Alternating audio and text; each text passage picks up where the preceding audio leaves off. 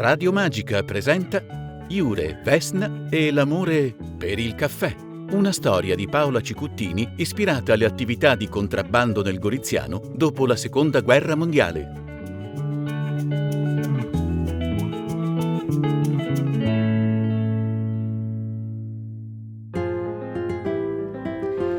Da quando era tornato a casa dal servizio militare nel sud della Jugoslavia, Jure non pensava ad altro che al dolce sorriso di Vesna.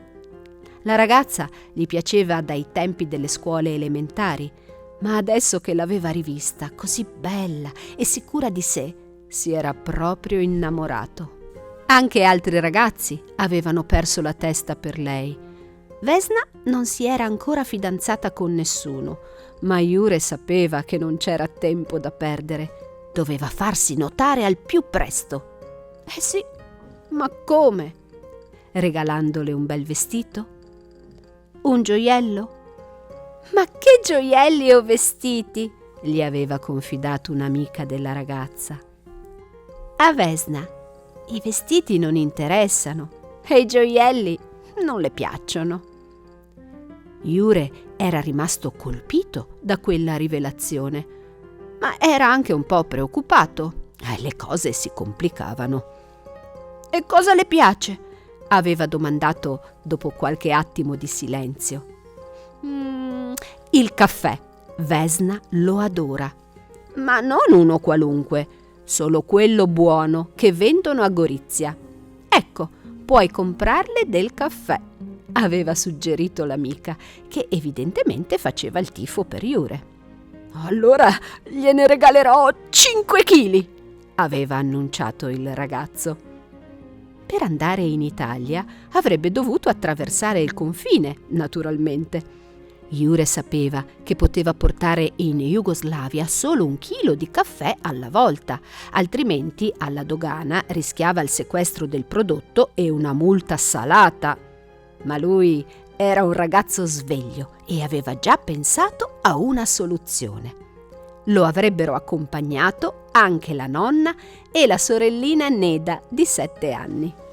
Al confine, davanti a 2 persone così tenere e innocenti, i doganieri li avrebbero lasciati passare senza fare domande. Che idea brillante!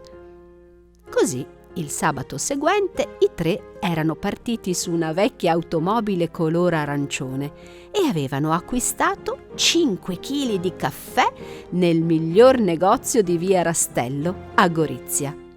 Jure poi l'aveva nascosto nel sedile posteriore dell'auto. Una volta arrivati al confine, il ragazzo aveva abbassato il finestrino e salutato la guardia. «Buongiorno, qualcosa da dichiarare?» aveva domandato il doganiere.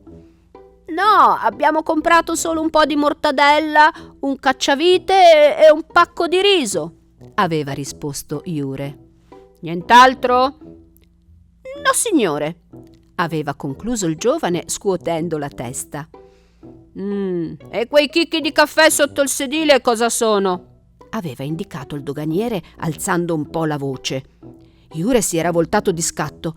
Sotto i piedi di sua sorella Neda, in effetti, c'erano diversi chicchi di caffè. Come erano finiti lì?